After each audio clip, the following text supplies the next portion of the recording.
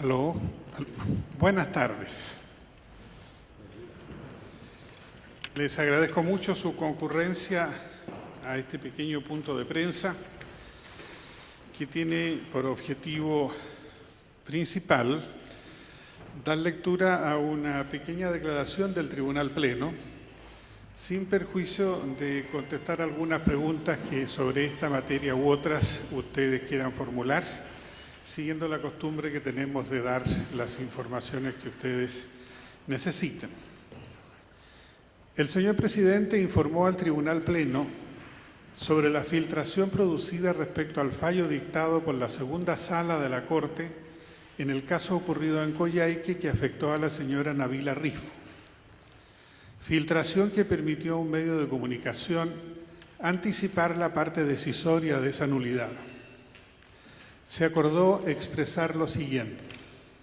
Primero, lamenta a la vez que repudia enérgicamente esa filtración, que importa una irregularidad seria en el buen funcionamiento del sistema de recursos, pues anticipó una decisión antes que ella estuviera firmada por el tribunal y por lo tanto antes que hubiera podido tener alguna variación, y lo que es más grave, sin que la opinión pública tuviera simultáneo acceso a las razones que dan fundamento a esa decisión. Segundo, insta una vez más a todos los integrantes del Poder Judicial a respetar a cabalidad el deber de reserva que impone el Código Orgánico de Tribunales y el Código Iberoamericano de Ética Judicial, evitando siempre anticipar indebidamente el momento en que legalmente deben expedirse y conocerse las resoluciones judiciales.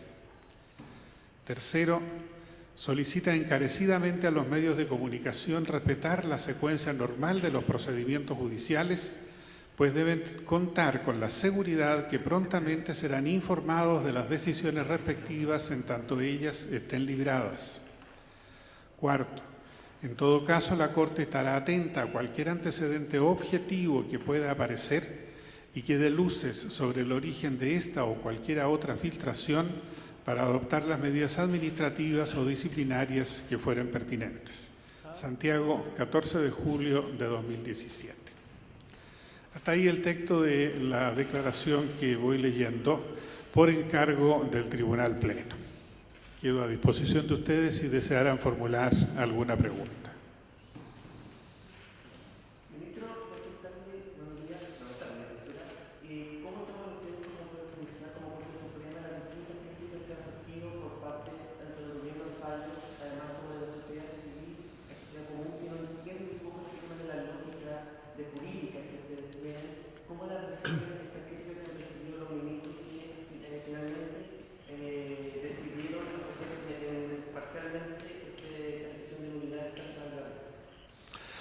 Bueno, la recibimos, por lo que a mí personalmente se refiere, con bastante incomodidad, porque Twitter me ha hecho objeto de toda clase de apreciaciones, ¿no es cierto?, y deseos nefastos en mi contra, pero entiendo que es la dinámica de Twitter y de las redes sociales. En lo demás, los ministros entendemos que cuando se trata de un fallo judicial que se refiere a una contienda entre partes, alguna de las partes o ambas pueden no quedar conformes. En el sistema acusatorio vigente, el Ministerio Público sustenta una tesis y lleva adelante esa tesis tratando de que ella efectivamente sea acogida por el tribunal, y la defensa hace lo propio para sus intereses, los intereses del defendido, y el Ministerio Público puede estar acompañado por los querellantes. Entonces puede que el fallo no satisfaga totalmente a alguna de las partes o ambas. Y los ministros sabemos, como lo saben los jueces también, que las partes cuando quedan desconformes expresan esa disconformidad y es parte de las reglas del juego. Y hoy por hoy, con un sistema globalizado de comunicaciones, esas disconformidades se expresan. Lo que lamentamos, sí, es que se expresen muy o demasiado emocionalmente. Entendemos que el caso justifica una reacción emocional y si el caso lo mira cada uno de los ministros desde la perspectiva personal y emocional, la reacción también es muy dura. Pero nosotros estamos llamados a ser jueces y a centrarnos en lo que como tal corresponde. Y cuando digo que lamentamos estas reacciones demasiado emocionales, me refiero a que no se hace ninguna lectura ni interés de interpretar los fundamentos. Pero en paralelo a esas reacciones, hemos tenido la oportunidad de apreciar incluso foros televisivos en que personas entendidas han manifestado su disconformidad, pero con un nivel que realmente es absolutamente respetable y entendible. Recuerden ustedes que este fallo es 4-1 y hay importantes razones de la disidencia, de ese voto disidente, para sostener una tesis. Y lo mismo ocurrió en el fallo original. Estas cuestiones son discutibles y en definitiva prima lo que la mayoría llega a tener como claro y cierto luego de una convicción. Lo que no es pensable es que los jueces fallen contra su convicción.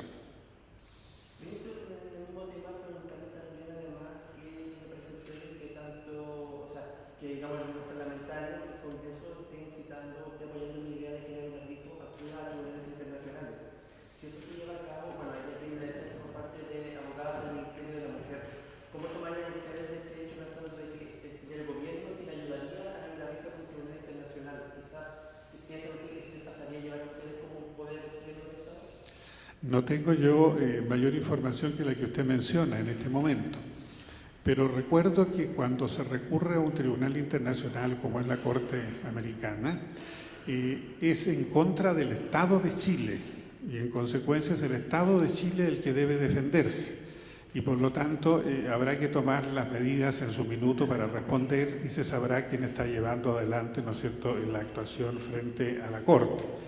Y en esa oportunidad lo que a nosotros van a solicitar es un informe exclusivamente, porque es el Estado de Chile, en definitiva, el que tiene que defenderse frente a una situación planteada en un organismo internacional. Ministro, y usted como juez en el lado más humano, ¿tiene algún mensaje que decirle a Nami Rifo, en vista que ella también reaccionó bastante molesta por la decisión que tomaron esta semana? Yo diría que, y esto es una cosa exclusivamente a título personal, los mensajes son todos, ¿no es cierto? Coincidir con la gran mayoría que estima que esta es una cosa absolutamente atroz y lamentable. Eso no cabe en la menor duda. Y lo segundo es que no podemos esperar de ella, como de ninguna mamá de un niñito violado, ¿no es cierto?, o la esposa de alguien atropellado, qué sé yo, una reacción distinta que no sea la airada defensa de una justicia que se entiende como eliminar al otro.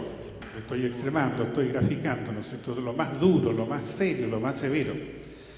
Pero ya en el juicio racional uno tiene que entender que tiene que mirar las atenuantes, las agravantes, las circunstancias, etc. Y esa es la labor del juez.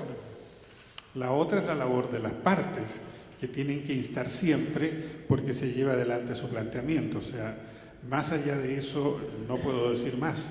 Y eso importa realmente un mensaje solidario para Nabila Rifo, porque su situación personal es terrible y lo que le tocó experimentar también es terrible.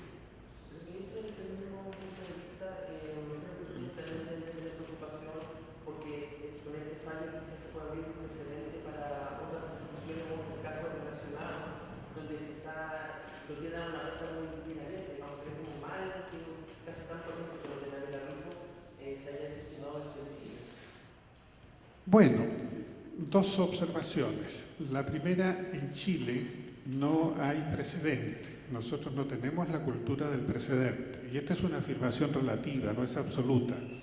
Es relativa porque así lo dispone el artículo 3º del Código Civil, pero es también relativa porque en la práctica los abogados concurren a los alegatos y citan fallos de los tribunales, ¿no es cierto?, para hacer la debida analogía. Y en rigor estamos acostumbrados a llamar jurisprudencia la existencia de varios fallos reiterados relativos a un tipo de asunto. Y esto, felizmente, no es un hecho reiterado entre nosotros, de tal manera que difícilmente puede decirse que constituye jurisprudencia. Pero si nos vamos al otro extremo, al extremo de que no podríamos nosotros haber fallado sino manteniendo la sentencia del Tribunal de Coyhaique, la pregunta es, ¿y para qué los recursos judiciales?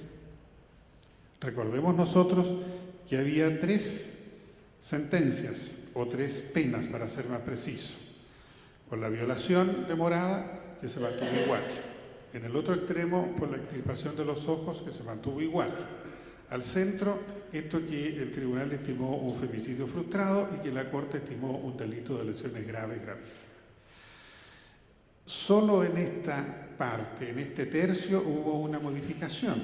O sea, la Defensoría perdió en 2/3 de su postulación. Perdió desde luego en la postulación de inocencia, que aquí no fue reiterada, y perdió después en las otras postulaciones.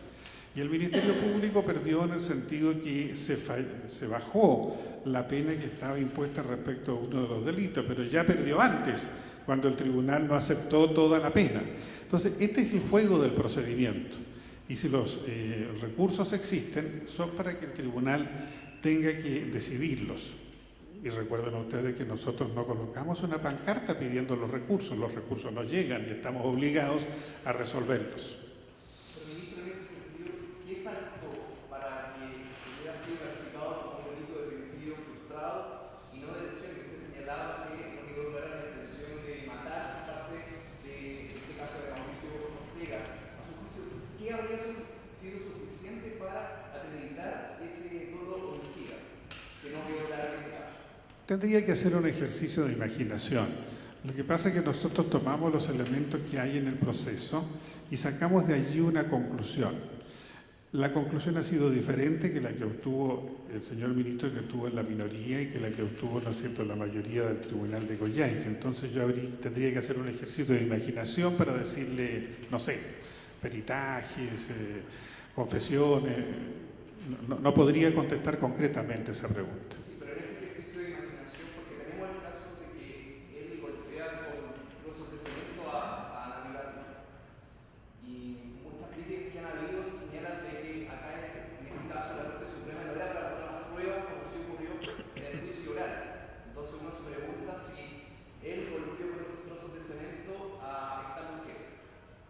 Nosotros no hemos dicho que no golpeó, hemos reconocido, eso es un hecho establecido, golpeó de esta manera y de la otra, pero después vino otra actuación. Entonces la concatenación es la que a nosotros nos ilustra para decir si hubo este dolo de matar, uso una expresión, digamos, más coloquial, y si no la hubo. Entonces llegamos a la convicción de que esos antecedentes no nos logran convencer de que sí la hubo. ¿Sí? Un poco del tema de la vida. Sin ir más lejos, el día miércoles en la sala de los miembros salieron 3 microtraficantes en libertad a raíz de la ley 20.000, específicamente el artículo 43, que exige la pureza de la droga en este tipo de delitos. En estos casos estamos hablando de jurisprudencia, viene desde el 2012 más o menos, desde la modificación de la ley. Mire, lo primero es una cuestión formal. Si ellos fueron absueltos, no son microtraficantes. Lo serían si hubieran sido condenados, pero fueron absueltos. ¿Y por qué fueron absueltos? Porque estimamos que no se constituyó el delito, no se configuró el delito. La sala estima, y nuevamente por mayoría, la sala estima que tratándose del tráfico de pequeñas cantidades se necesita la certificación de la pureza. Porque de otra manera vamos a tener solo algo que no sabemos claramente, ¿no es cierto?, qué es. Si es en realidad una droga y si esa droga está en la capacidad suficiente de provocar daño a la salud, que es, ¿no es cierto?, lo que en definitiva pretende la droga, la ley de drogas. No sucede lo mismo cuando tenemos, ¿no es cierto?, 200 toneladas, porque allí no cabe la menor duda. Entonces, eso diría yo que es jurisprudencia, porque ya tenemos fallos reiterados sobre la materia con la sala integrada de una manera determinada. En el verano, cuando las salas se constituyeron de forma distinta, ¿no es cierto?, hubo momentos en que la jurisprudencia cambió al otro lado.